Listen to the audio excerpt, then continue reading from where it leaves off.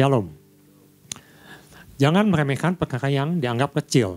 Ini diambil dari Yosua pasal 7 ayat 3. Kita sudah mendengar beberapa hari ini bahwa ternyata ketika Yosua menyerang Ai, kota yang kecil.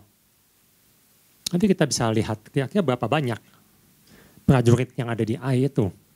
Atau jumlah penduduk kota Ai itu. Suatu yang dianggap kecil oleh pengintai. Tentunya ini Bapak Gembala sudah jelaskan, pengintai bukan orang yang biasa-biasa.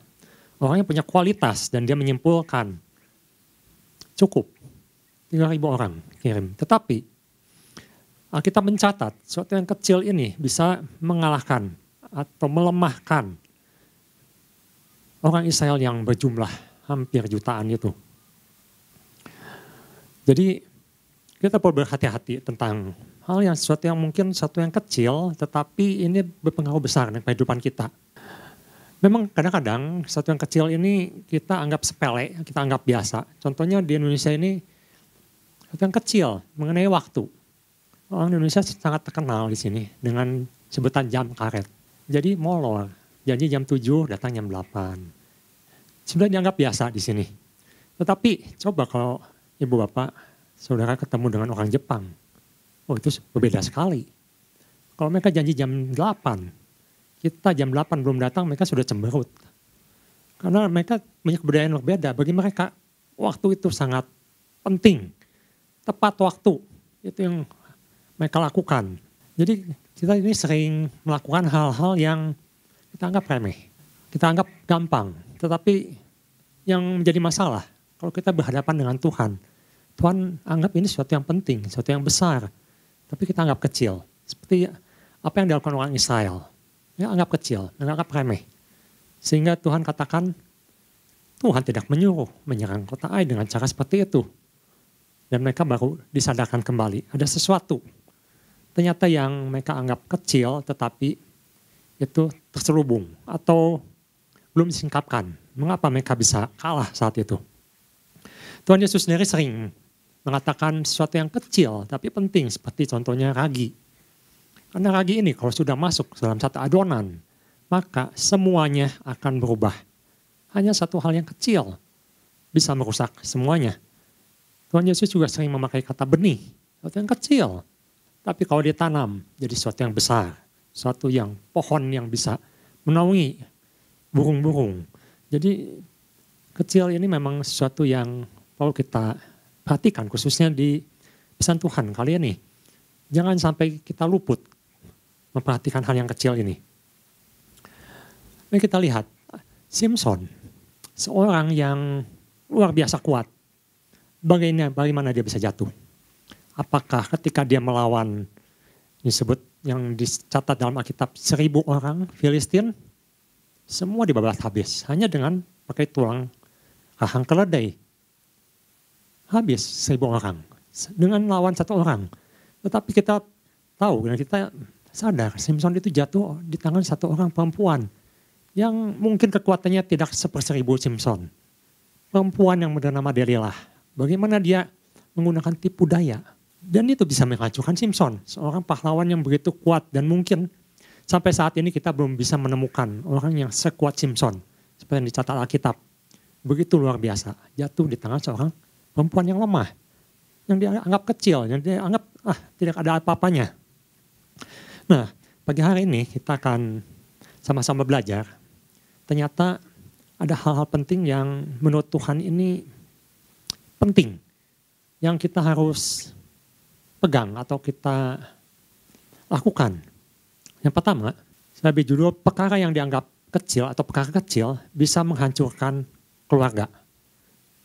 Perkara yang kecil bisa menghancurkan keluarga. Keluarga di sini menyangkut keluarga besar, keluarga kecil, atau semua keluarga.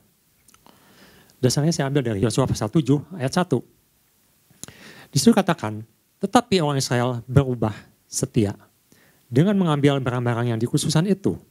Karena Akhan bin Karmi bin Sabdi bin Serah dari suku Yahuda mengambil sesuatu dari barang-barang yang dikhususan itu. Lalu bangkitlah murka Tuhan terhadap orang Israel. Orang Israel berlaku tidak setia atau berubah setia. Kata setia ini sering dipakai dalam suatu hubungan, dalam suatu perjanjian. Khususnya kalau kita berhadapan dengan Tuhan, kata setia ini itu menyangkut ada beberapa hal. Misalnya tentang hubungan antara perjanjian Tuhan dengan umatnya. Tapi ini juga menyangkut tentang ada hubungan dengan persatuan dan juga suatu kekudusan. Jadi ini menyangkut suatu hubungan antara dua pihak. Kita lihat di sini, orang Israel berlaku tidak setia kepada Tuhan. Artinya bangsa Israel mengingkari perjanjian dengan Tuhan. Nah, kita lihat apakah Tuhan sudah mengadakan perjanjian sebelumnya dengan orang Israel mengenai hal ini. Itu kita lihat di Yosua pasal 6 ayat 18-19. Yosua pasal 6 ayat 18-19 jelas sekali di situ dikatakan, tetapi kamu ini jagalah dirimu terhadap barang-barang yang dikhususkan untuk dimusnahkan. Supaya jangan kamu mengambil sesuatu dari barang-barang yang dikhususkan itu. Setelah mengkhususkannya dan dengan demikian membawa kemusnahan atas perkemahan orang Israel dan mencelakakannya. Segala emas dan perak serta barang-barang tembaga dan besi adalah kudus bagi Tuhan. Semuanya itu akan dimasukkan ke dalam pembenaran Tuhan. Jadi jelas sekali, sewaktu Tuhan menyuruh Yosua waktu itu menyerang Yeriko, ada deal dulu, ada perjanjian dulu antara Tuhan dengan orang Israel. Tuhan katakan semuanya itu milik Tuhan. Ada barang-barang yang ditumpas, ada barang yang dikhususkan untuk Tuhan. Nah, kita lihat kejadian ini. Ada satu perjanjian dan Tuhan katakan engkau tidak setia dan akan melakukannya. Kita akan lihat bahwa ketika akan melakukan ketidaksetiaan kepada Tuhan, ada sesuatu yang dibawa atau yang tersangkut atas perbuatannya itu. Memang di Alkitab tidak dicatat, tetapi kalau kita perhatikan, ada kemungkinan besar akan ini adalah seorang prajurit. Prajurit yang ikut menyerang Yeriko. Ada di front depan. Dan ketika dia bisa mengambil barang-barang, maka dia mencuri beberapa barang karena dia ingin barang itu. Catat di Alkitab, barang itu berupa jubah buatan Siniar atau dari Babel. Diprediksikan itu adalah sebuah jubah yang sangat mahal harganya, jubah untuk raja. Dia mengambil juga beberapa sikal perak, 200 sikal, dan sebatang emas 50 sikal. Sebenarnya kalau kita hitung atau menurut akan, mungkin itu bukan jumlah yang besar dibandingkan jarahan yang diambil oleh seorang Israel di Yeriko. Tetapi yang jadi masalah di sini ada masalah tentang perjanjian ini. Suatu perjanjian yang sudah dibuat dan itu dilanggar. Dia ambil, dia sembunyikan, dia kubur di tandanya. Nah, ini yang menarik. Karena ketika dia mengambil dan dia menyembunyikan, bisa ditafsirkan bahwa keluarganya terlibat.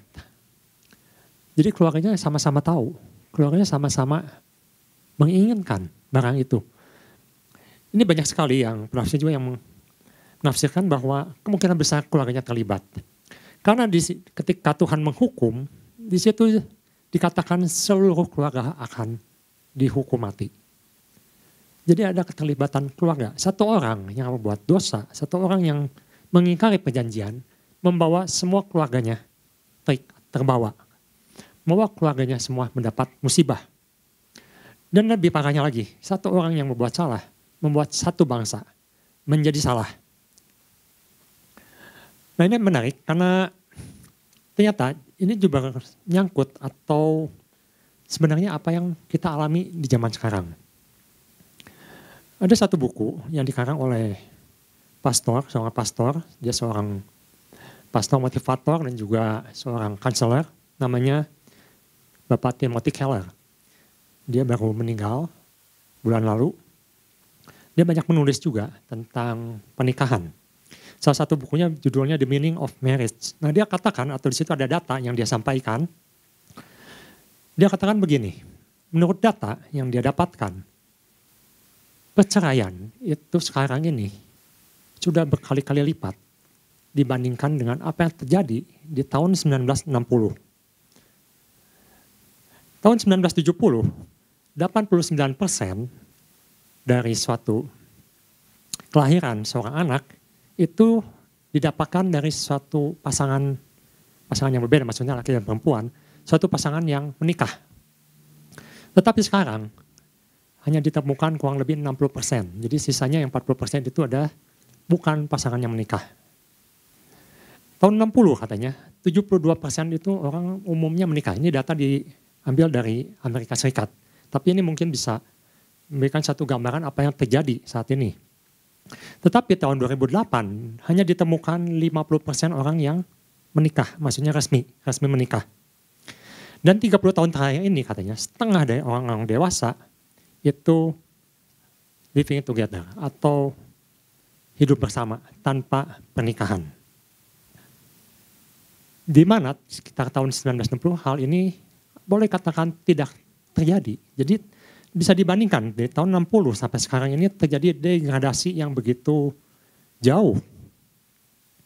Bahkan saya pernah menonton di sosmed itu langsung wawancara langsung kepada pasangan muda. Waktu itu yang diwawancara adalah orang Asia, orang Jepang, di Jepang. Dikatakan mereka tidak menikah, tetapi hidup bersama. Jadi ketika ditanya ini siapa? Dia bilang ini bukan istri saya, dia adalah teman hidupnya. Jadi ternyata di Asia pun, di Jepang pun sudah melakukannya. Nah ini menjadi sesuatu yang berbahaya karena dia orang mungkin banyak juga anak-anak muda yang berpikir mereka melihat tuntutan zaman, mereka takut untuk menikah. Sehingga semua pemerintah saat ini sudah berlomba-lomba supaya anak-anak muda ini mau menikah dan mempunyai keturunan karena sekarang mulai menurun populasinya. Sedangkan untuk masa depan diperlukan populasi anak-anak muda yang meneruskan. Termasuk Jokowi juga menggalakkan supaya anak-anak muda menikah, berkeluarga. Bahkan di China sekarang dia punya polisi, satu keluarga boleh punya 3 anak, bahkan disarankan 3 anak. Bertentangan sekali dengan beberapa puluh tahun yang lalu, maksimal 1 anak. Maksimal, sekarang dianjurkan 1 keluarga 3 anak. Jadi boleh katakan kalau kita baca di media disebut dengan resesi seks. Saya pikir dulu resesi seks itu orang sudah tidak ada kemauan untuk kelawan jenis. Ternyata pengertiannya berbeda. Jadi yang terjadi saat ini adalah mereka tetap melakukan seks secara jasmani, tetapi tidak mau diikat oleh suatu perjanjian, tidak mau diikat oleh sesuatu hubungan resmi. Saya yakin kalau anak-anak Tuhan saat ini masih rindu diberkati di gereja, melakukan atau membina satu hubungan keluarga yang diberkati oleh Tuhan. Tapi sesuatu yang diikat atau diberkati itu punya satu perjanjian. Nah ini yang zaman ini sudah mulai ditinggalkan. Terutama oleh orang-orang dunia. Mereka tidak mau diikat. Bahkan mereka tidak mau punya anak. Tidak mau diikat oleh keluarga. Nah ini yang suatu yang berbahaya. Ketika apa yang akan lakukan ini ternyata sudah menyebar. Menyebar kepada keluarga, menyebar kepada bangsa. Ketika seorang lagi tidak menghargai apa arti suatu perjanjian. Karena mereka tidak anggap penting lagi perjanjian ini. Kita lihat apa yang akan lakukan. Dia mengambil sesuatu yang bukan miliknya. Dia menyepelekan tentang kekudusan. Tuhan menyuruh bangsa Israel masuk menguasai Kanaan, tapi Tuhan tidak menyuruh mereka menjadi sama dengan Kanaan. Dan apa yang akan lakukan? Akan melakukan apa yang orang Kanaan lakukan. Orang Kanaan, kenapa Tuhan menghapuskan orang Kanaan atau menghancurkan Kanaan? Karena mereka hidupnya jauh dari Tuhan. Tidak ada yang namanya hukum Tuhan di situ. Tetapi sayang sekali ketika anak-anak Tuhan masuk ke sana, baru menginjak, baru mengalahkan satu kota.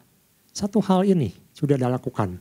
Dan Tuhan tidak mau hal ini menyebar kemana-mana. Tuhan tidak mau muncul akan-akan yang baru. Karena kelihatannya suatu yang hal kecil. Suatu yang mungkin nilainya, mungkin orang akan berkata saat itu, Tuhan nilainya kecil dibandingkan jarahan. Apa yang kita dapatkan tidak ada apa-apanya.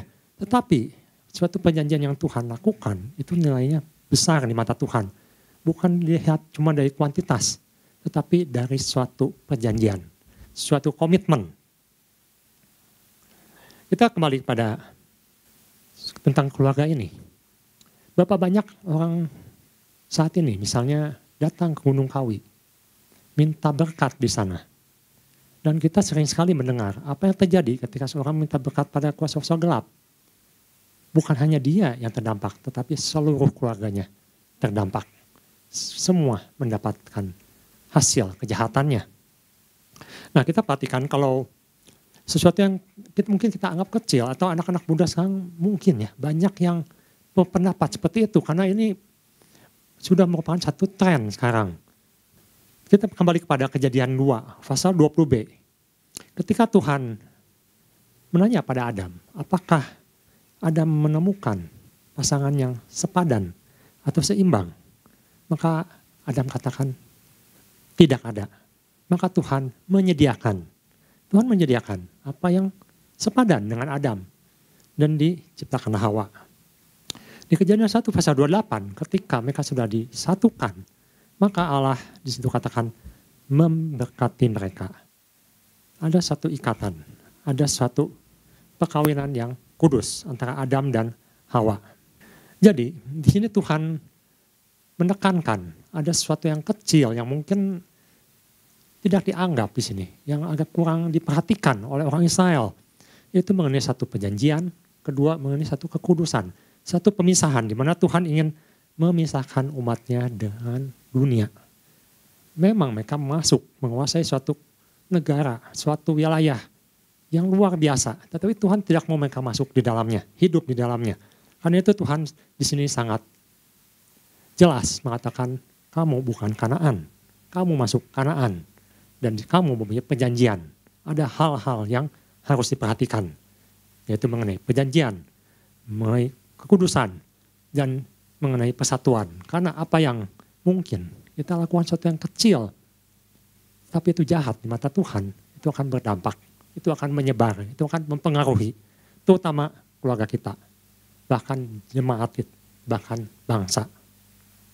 Karena itu, Tuhan Yesus selalu mengingatkan bagaimana bahayanya ragi itu, walaupun kecil. Tuhan Yesus selalu mengingatkan, hati-hati dengan ragi orang Farisi, hati-hati dengan ragi orang ahli Taurat, karena apa yang mereka lakukan itu bisa merusak semua bangsa. Dan Tuhan ingatkan kembali, jangan anggap sesuatu yang kecil itu tidak ada apa-apanya. Kalau kita dilihat di Keluaran pasal 23 ayat 1 dan 2, sebenarnya Tuhan juga sudah mengingatkan bangsa Israel itu jauh-jauh hari sebelum Yosua masuk. Ketika masih zaman Musa waktu itu. Keluaran pasal 23 ayat 1 dan 2 dikatakan, janganlah engkau menyebarkan kabar bohong. Janganlah engkau membantu orang yang bersalah dengan menjadi saksi yang tidak benar. Janganlah engkau turut-turut kebanyakan orang melakukan kejahatan dan dalam memberikan kesaksian mengenai sesuatu perkara. Jangan engkau turut-turut kebanyakan orang membelokkan hukum. Jadi di sini jelas katakan, jangan ikut-ikutan sesuatu yang salah. Jangan ikut-ikutan mendukung sesuatu yang salah. Sangat disayangkan ketika Akhan melakukan kesalahan atau dosa ini, keluarganya tidak mengingatkan. Keluarganya tidak menegur apa yang akan lakukan. Bahkan mereka ikut mendukung apa yang akan lakukan. Jadi yang bagian pertama ini, ada hal-hal yang perlu kita ingat kembali. Bahwa kita sebagai umat Tuhan, kita ada perjanjian. Perjanjian seperti perjanjian pernikahan. Di mana di situ Tuhan katakan harus ada kesetiaan. Masing-masing pihak memegang perjanjian yang sudah diucapkan. Dan di sini kita perlu ingat bahwa Tuhan ingin kita menjadi umat yang kudus. Suatu yang terpisah. Ini suatu yang memang zaman sekarang ini banyak menawarkan solusi-solusi secara dunia. Tapi kita ingat, kita ini umat yang dipisahkan. Kita punya peraturan tersendiri. Kita punya peraturan Tuhan. Dan kita ingat bagaimana Tuhan pada awalnya berencana untuk sesuatu yang baik dalam keluarga kita. Dan kita juga harus mengingat, satu orang berbuat, maka orang lain terdampak. Dampak pada keluarga, dampak kepada bangsa. Jadi hal-hal ini mungkin kita sering sudah banyak lupakan. Atau hal yang kita mungkin anggap kecil. Tapi ini sangat penting Tuhan ingatkan kembali. Jangan sampai kejadian orang Israel ini berlaku kembali. Bahkan kita berlupa apa yang terjadi. Dan Tuhan ingatkan kembali. Jadi bagian pertama, ingat kembali apa yang Tuhan sudah tetapkan. Nah bagian yang kedua, kita akan lihat. Bagian kedua adalah kemungkinan besar bagi Tuhan untuk menemukan. Ini ada tentang kita tidak bisa menyembunyikan hal-hal kecil di mata Tuhan. Hal-hal yang Tuhan tidak suka akan Tuhan ungkapkan, akan Tuhan temukan. Katakanlah akan ini adalah seorang prajurit. Apa yang akan pikirkan? Saya ini adalah satu orang kecil yang masuk kanan dan berperang yang waktu itu mengelilingi kota Yeriko dan merampas kota itu, menghancurkan kota itu. Berapa banyak yang tahu kalau saya ambil satu barang yang cuma sebuah jubah dan yang lainnya mungkin bisa disembunyikan di balik jubah dia. Berapa banyak orang yang tahu kalau dia mengambil barang yang dianggap kecil nilainya itu. Alkitab mencatat, ketika Yosua bertanya kepada Tuhan, Tuhan mengapa kota yang kecil ini tidak bisa ditaklukkan? Maka Tuhan berkata, karena engkau berubah setia, karena orang Israel mencuri bagian Tuhan. Maka Yosua disuruhlah mendata atau memilih siapa orang itu. Nah ibu bapak bisa bayangkan, saya sempat bayangkan satu orang, bagaimana menemukannya? Tentunya tidak mudah. Bagaimana caranya? Bagaimana cara menyortirnya? Nggak gampang. Mungkin saat itu pun tidak ada saksi yang melihat akan mengambil. Hanya keluarganya yang tahu. Tetapi bagi Tuhan akan ditemukan. Kita lihat di Yosua pasal 7. Ayat 14-18. Tuhan menuntun umatnya. Dia katakan, besok pagi kamu harus tampil ke muka. Suku demi suku dan suku yang ditunjuk Tuhan harus tampil ke muka, kaum demi kaum. Dan kaum yang ditunjuk oleh Tuhan harus tampil ke muka, keluarga demi keluarga. Dan keluarga yang ditunjuk oleh Tuhan harus tampil ke muka, seorang demi seorang. Dan siapa yang didapati menyimpan barang-barang yang dikhususkan itu akan dibakar dengan api. Ia dan segala sesuatu yang ada padanya, sebab ia telah melanggar perjanjian Tuhan dan berbuat noda di antara orang Israel. Nah kisah selanjutnya, makalah didapati akan. Bagaimana ini bisa terjadi? Satu, bisa ditemukan. Nah inilah hebatnya Tuhan kita. Sesuatu yang kecil, di antara yang besar, di antara yang sangat besar. Boleh katakan jarum di antara jerami, bisa Tuhan temukan. Buat Tuhan tidak ada yang mustahil. Ini artinya, Tuhan begitu peduli akan kita. Sesuatu yang kecil, apa artinya kita dibandingkan dengan semesta ini. Sesuatu yang kecil. Tapi Tuhan anggap sangat berharga. Dan Tuhan anggap sesuatu hubungan ini begitu berharga. Hubungan pribadi. Bahkan akan pun satu orang ini yang dia anggap nggak bakal ketahuan. Tuhan nyatakan bahwa Tuhan mengetahui apa yang akan lakukan. Dan Yosua dan bangsa Israel saat itu menghukum akan. Kita masih ingat, Tuhan di Wahyu mengatakan, apa yang Tuhan tuliskan lewat Yohanes dalam Wahyu, satu iota pun tidak akan terhapus. Semuanya akan digenapi. Ini mengatakan suatu kepastian. Hidup kita di dalam Tuhan, bagaimana Tuhan sudah menjanjikan, sudah menyatakan sesuatu. Dan Tuhan katakan satu iota pun tidak akan dihapuskan. Akan semuanya akan terjadi, semuanya akan berlangsung. Nah kita sudah melihat, banyak sekali yang sekarang yang sudah mulai digenapi. Apa yang Tuhan tuliskan, apa yang Tuhan katakan, semuanya terjadi. Jadi bagian kedua ini, kita harus mengingat bahwa sungguh luar biasa. Bahwa Tuhan ini menganggap umatnya atau kita ini sebagai orang percaya khususnya, punya hubungan yang khusus dengan Tuhan. Walaupun kita ini hanya satu orang dari jutaan orang, dari puluhan juta orang. Tapi Tuhan perhatikan apa yang kita lakukan. Dan pesan Tuhan minggu ini katakan, kamu bukan sesuatu yang kecil. Kamu kelihatannya kecil. Tetapi kamu itu berharga buat Tuhan. Dan Tuhan peduli akan kamu. Apa yang kamu lakukan. Apa yang kamu pegang. Apa yang kamu, kesetiaannya. Perjanjian yang kau pegang. Itu berharga di mata Tuhan. Tuhan menghargai kita sebagai anaknya. Sesuatu yang luar biasa. Dan Tuhan perhatikan kita satu persatu, detil, orang per orang. Nah itu bisa saya bagikan pagi hari ini. Jadi jangan anggap saya ini, aku ini kecil. Tidak ada apa-apanya. Tuhan sangat peduli.